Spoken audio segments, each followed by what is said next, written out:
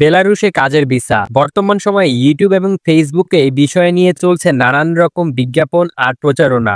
মাত্র 1 মাসের মধ্যেই ভিসা ও ফ্লাইট, আর বেলারুশে পা রাখলেই কয়েক মাসের মধ্যেই নাকি জার্মানি, ফ্রান্স বা পর্তুগালে সেটেল হওয়ার সুযোগ। এই রকম আকর্ষণীয় কথাগুলো এখন আলোচনা ও আকর্ষণের কেন্দ্রবিন্দুতে। কিন্তু আসল প্রশ্ন হচ্ছে, বেলারুশে কি আসলে এত সহজে কাজের ভিসা পাওয়া যায়?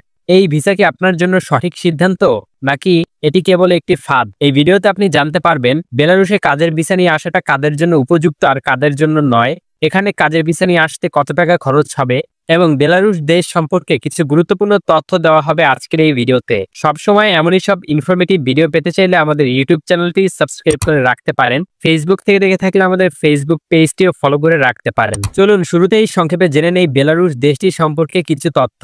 এই দেশটির অবস্থান হচ্ছে ইউরোপের পূর্বাঞ্চলে এবং রাশিয়ার পশ্চিমে। এই দেশটির রাজধানীর নাম হচ্ছে মিন্স্ক এবং এই দেশটির ভাষা হচ্ছে বেলারুশিয়ান এবং রাশিয়ান। এই দেশটির জাতীয় মুদ্রা হচ্ছে বেলারুশিয়ান রুবল, আর 1 বেলারুশিয়ান রুবল সমান বাংলাদেশি টাকায় প্রায় 40 থেকে 50 টাকার মধ্যে। বেলারুশ দেশটির প্রতিবেশী দেশসমূহ হচ্ছে রাশিয়া, ইউক্রেন, লাটভিয়া, লিথুনিয়া এবং পোল্যান্ড। তবে যে বিষয়টি আপনাকে মাথায় রাখতে হবে সেটি হচ্ছে, বেলারুশ একটি নন সেনজেন এবং নন ইউরোপিয়ান ইউনিয়নভুক্ত দেশ, এমনকি বেলারুশ ইউরোপিয়ান ইকোনমিক অঞ্চলেরও অন্তর্ভুক্ত নয়। এবার চলুন তাহলে জেনে নেই কোন কোন খাতে কাজের ভিসা নিয়ে আসার সুযোগ রয়েছে।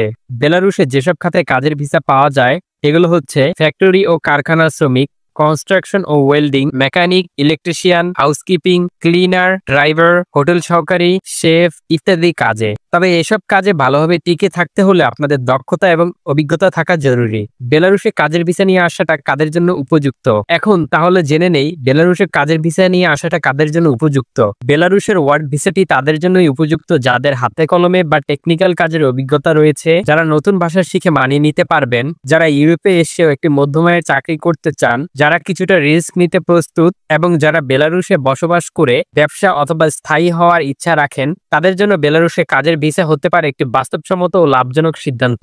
এবার তাহলে জেনে নেই বেলারুশে কাদের আসা উচিত নয় এবং কেন। প্রথমত, যারা বেলারুশ দেশটিকে ইউরোপে প্রবেশের একটি গেটওয়ে ভাবছেন তাদের জন্য হতে পারে এটি একটি ভুল সিদ্ধান্ত।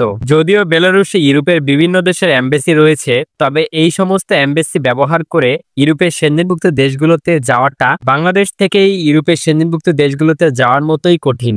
এর কারণ হচ্ছে বেলারুশ রাশিয়ার অন্যতম একটি মিত্র দেশ, এবং গত বছরও বেলারুশ দেশটি সক্রিয়ভাবে ইউক্রেন যুদ্ধে রাশিয়ার পক্ষ নিয়ে অংশ নিয়েছিল, যার জন্য বেলারুশ এবং রাশিয়া এই দুইটি দেশের ওপরই সেনজেনভুক্ত দেশগুলো বিভিন্ন নিষেধাজ্ঞা দিয়ে রেখেছে। তাই বেলারুশ থেকে সেনজেনভুক্ত দেশগুলোতে আসাটা অনেক কঠিন এবং সময় সাপেক্ষের বিষয়। তাছাড়াও কিছু সংখ্যক লোক রয়েছেন যারা বিভিন্ন এজেন্সি এবং দালালের খপ্পরে পড়ে বেলারুশ দেশটিতে এসে এখান থেকে অবৈধভাবে সেনজেন অঞ্চলে যাওয়ার সিদ্ধান্ত নিয়েছেন।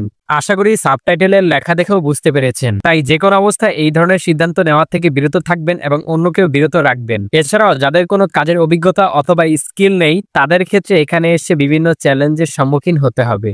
আশা করি আপনারা একটি ধারণা পেয়েছেন। এবার তাহলে জেনে নেই বেলারুশ দেশটিতে কাজের ভিসা নিয়ে আসলে কত টাকার খরচ হবে।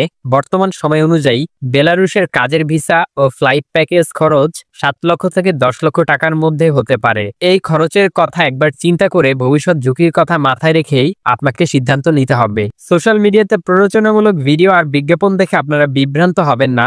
আপনারা যদি চান আরো এমন বাস্তব ও তথ্যভিত্তিক ভিডিও পেতে, তাহলে আমাদের ফেসবুক পেজটি ফলো করে রাখতে পারেন এবং ইউটিউব থেকে দেখে থাকলে আমাদের ইউটিউব চ্যানেলটিও সাবস্ক্রাইব করে রাখতে পারেন। ধন্যবাদ।